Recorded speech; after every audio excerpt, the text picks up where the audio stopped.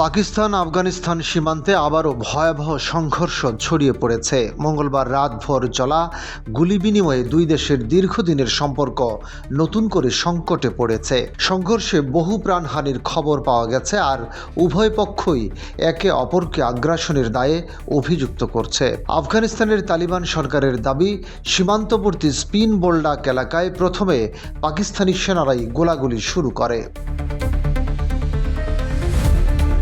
তালিবান মুখপাত্র জবিউল্লাহ মুজাহিদ জানিয়েছেন, পাকিস্তানি বাহিনী হালকা ও ভারী অস্ত্র ব্যবহার করে নির্বিচারে হামলা চালায়, যাতে অন্তত 15 জন নিহত ও শতাধিক আহত হয়েছেন। স্থানীয় সূত্র বলছে, আহতদের বেশিরভাগই নারী ও শিশু। প্রতিশোধ হিসেবে তালিবান যোদ্ধারা পাকিস্তানি সেনাদের উপর পাল্টা আক্রমণ চালায়। তাদের দাবি, পাকিস্তানের কয়েকজন সেনা নিহত হয়েছেন এবং একাধিক ট্যাঙ্ক ও অস্ত্র জব্দ করা হয়েছে। সামাজিক মাধ্যমে ছড়িয়ে পড়া এক ভিডিওতে দেখা যায়, তালিবান যোদ্ধারা পাকিস্তানের একটি T-55 ট্যাঙ্কে চড়ে ঘুরছে, যা ইসলামাবাদ সার্বিয়া থেকে কিনেছিল।